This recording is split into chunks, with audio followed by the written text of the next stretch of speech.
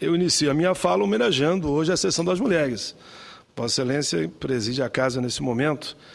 Eu diria que essas pétalas que no momento estão no chão representam o carinho do Senado da República com todas as mulheres brasileiras. Eu homenageei na sua figura nesse momento, já que pela manhã, muito disputado o plenário, a gente não teve oportunidade. Mas também cumprimento o discurso de Vossa Excelência. Um discurso tranquilo, coerente, no mais alto nível, lembrando a luta dos aposentados, dos pensionistas, dos trabalhadores, a caminhada hoje de mais de 50 mil trabalhadores. Eu tive a alegria de recebê-los lá no estádio Mané Garrincha, ali nas obras, né? Ali no canteiro de obras. Hoje, às 6h30, 7h da manhã, recebi as delegações. Estive depois acompanhando a marcha que assim fizeram. Participei do ato em frente aqui ao Congresso e foi dado para cada parlamentar 1 minuto. E eu confesso que lá eu respeitei 1 minuto. Aqui é difícil eu respeitar, ainda mais com a tolerância sempre de Vossa Excelência. Mas nesse 1 minuto eu falei das bandeiras que nós defendemos e eles também defendem e que o Senado já aprovou. Por exemplo, que a senhora frisou muito bem, a luta dos aposentados, pensionistas, o fim do fator, que nós já aprovamos. Nós, senadores, aprovamos por unanimidade e estamos cobrando uma posição agora da Câmara. Mas, senhora presidenta, eu quero também, até me justificando, fazer um registro aqui que ontem ocorreu a posse, uma posse muito concorrida, do ministro Carlos Alberto Reis de Paula na presidência do Tribunal Superior do Trabalho. Ele é o 30º presidente da Corte e o primeiro negro a assumir o TST. Estamos avançando. Temos um negro no Supremo, temos um negro no TST. Já falam até, senador Simão, Vossa Excelência, que é católico, apostólico, romano. Eu também sou. Poderíamos ter até um Papa negro. Ou tendo um Papa latino-americano, já eu ficaria muito feliz. E pode ser até um gaúcho. E já falam que mulher presidente já tivemos e que o Brasil, como uma nação com a maioria de negros, precisa de um negro na presidência. E, casualmente, a pessoa mais falada é o nome de Vossa Excelência. O senador Pedro Simão é meu amigo pessoal, viu? Gaúcho, parceiro, companheiro, fez um belo depoimento, inclusive, na minha campanha ao Senado. Ele sabe o carinho que eu tenho por ele, e por isso ele faz essa colocação, que, claro, só me enche aqui de vaidade. Eu tenho que cuidar para não sair voando aqui com uma declaração dessa dada por Vossa Excelência.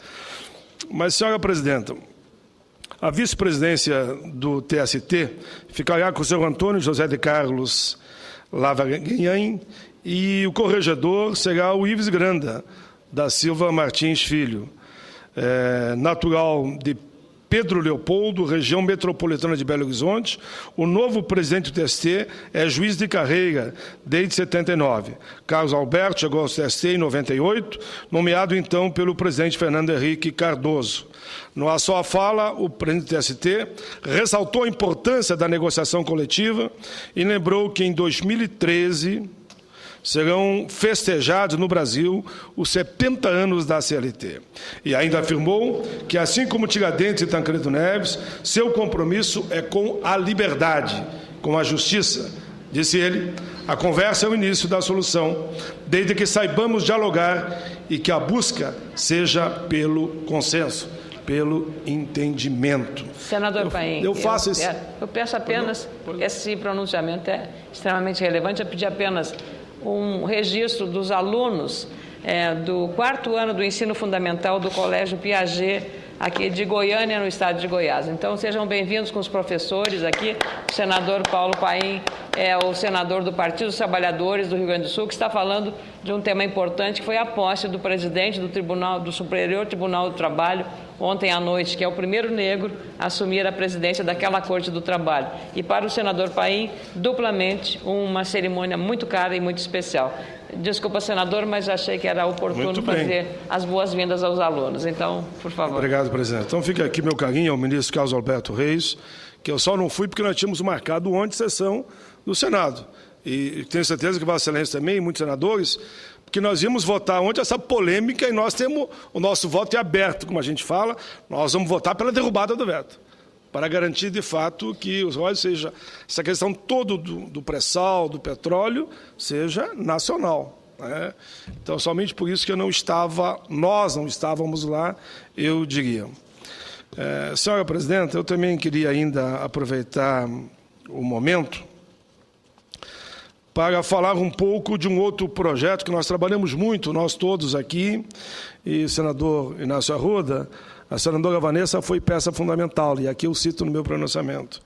Em 8 de dezembro do ano passado, a presidenta Dilma sancionou a Lei 12.740 de 2012, consagrando a longa e vitoriosa batalha dos trabalhadores da área da vigilância no Brasil pela instituição do adicional de periculosidade. Coube à senadora Vanessa Graciotin e esse senador encaminhar os projetos. Eu apresentei a pedido da categoria o projeto aqui no Senado. A senadora Vanessa apresentou lá na Câmara dos Deputados. Foi aprovado lá na Câmara com mais rapidez o da nossa querida senadora Vanessa. Tive a alegria aqui de relatar. Voltou para a Câmara e a Câmara aprovou por unanimidade e foi a sanção. Minha querida Vanessa Graciotin, fica aqui as minhas homenagens. Como eu tenho uma parceria com o senador Inácio Arruda, e sonho em voltar à tribuna um dia e dizer que aprovamos, que é a PEC das 40 horas que trabalhamos junto. Eu fico feliz de poder, nesse momento, fazer essa constatação e dizer que a lei beneficia milhões de trabalhadores brasileiros. Foi uma parceria dos vigilantes com o Senado da República e com o próprio Executivo. Qual foi a parceria de Vossa Excelência com o senador Arruda, que eu não entendi, ficou meio no ar? É uma proposta de uma emenda constitucional que ambos apresentamos quando éramos ainda deputados, que reduz a jornada de 44 para 40 horas semanais. Isso eu dizia que o meu sonho... A parceria é essa, não tem outra. Essa. Deu a entender que tinha mais outra que ficou no ar, não tem. No campo das causas, com certeza as outras sim. Por exemplo, estávamos hoje no mesmo palanque, na mesma caminhada, defendendo os interesses dos trabalhadores do campo, da cidade e da área pública. E quando eu falei 1 minuto cada um, Vossa Excelência falou 1 minuto, e eu falei também 1 minuto no ato lá em frente aqui ao Congresso. Então há, de fato, uma bela caminhada ao lado do senador Inácio Arruda. Eu tenho muito orgulho dessa caminhada.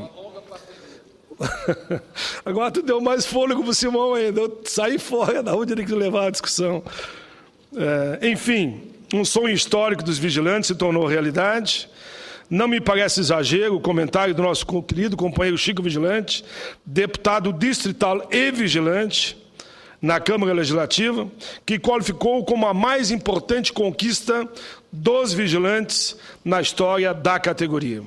Com efeito, esse diploma reconheceu, na consideração das leis do trabalho, CLT, a atividade de vigilância e de transporte de valores como perigosa, tipificação prevista nos termos da lei.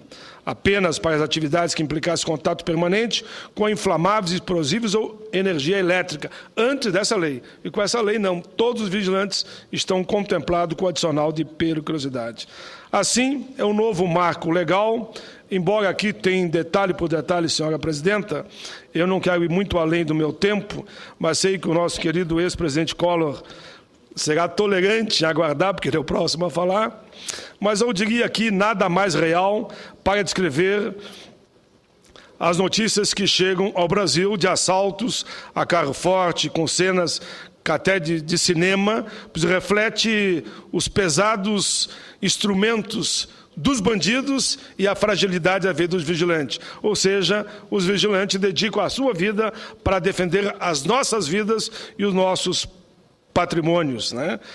Enfim, quadrilhas organizadas, muito mais numerosas que os vigilantes, muitos são os vigilantes que tombaram e outros ficaram deficientes na defesa do nosso povo, da nossa gente. O estado de guerra civil, infelizmente com a violência, poderia dizer, que estaria quase que sendo deflagrado se não fosse a permanência, vigilância dos vigilantes, que ficam ali para evitar que os assaltos e homicídios possam acontecer, muitas vezes até, como eu dizia, perdendo a vida. A nossa sensibilidade a esses profissionais, eu diria que não tem preço para mim, porque vida não tem preço. Por isso, assegurar o adicional de 30% de periculosidade, que isso é sobre o total da remuneração, é mais do que justo. Por isso, senhora presidenta, nem mesmo a lei sancionada faz justiça aos vigilantes, que mereciam, com certeza, muito mais. Meus cumprimentos a todos os vigilantes. Eu espero que a classe patronal pague corretamente esse adicional, porque sabemos que, infelizmente, alguns estados, eu cito aqui os estados, não estão cumprindo a lei, outros estão pagando já em dia. A senadora Vanessa já fez um discurso nesse sentido, que eu acompanhei aqui, mas eu só faço esse destaque. De acordo com as informações do mapa de acompanhamento das negociações coletivas da Confederação Nacional dos Vigilantes e Prestadores de Serviço, vários estados, em dissídios coletivos da categoria, passaram a implementar o adicional do risco de vida, como, por exemplo, o DF está pagando, Tocantins está pagando, Alagoas, senador, está pagando, Ceará está pagando, Roraima está pagando, Acre paga, Bahia paga, Paraná paga, Santa Catarina paga, Pernambuco paga, Paraíba paga, Amazonas e Paraná. Em alguns estados, como São Paulo, Rio de Janeiro, e Pará, apenas parte da categoria é que estão recebendo o que teriam de direito, né? Outras unidades da federação implementaram um percentual de menos que 50%, como é o caso do Rio de Janeiro, São Paulo, Mato Grosso, Espírito Santo, Pará, Mato Grosso e Goiás, Pará, Rondônia, Sergipe, Rio Grande do Norte, Amapá e Maranhão. No meu Rio Grande do Sul, houve implementação não total, mas que avançou bastante no pagamento do risco de vida. As negociações estão em curso para que a lei seja cumprida na íntegra.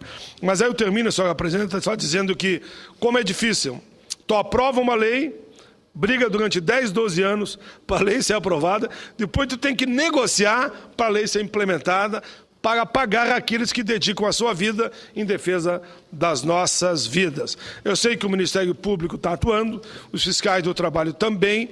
Eu estou convicto de que, dentro de mais 2, 3 meses, todo o Brasil estará cumprindo a lei e os vigilantes estarão ganhando o seu adicional. Eu peço a Vossa Excelência que considere na íntegra o meu pronunciamento. Obrigado.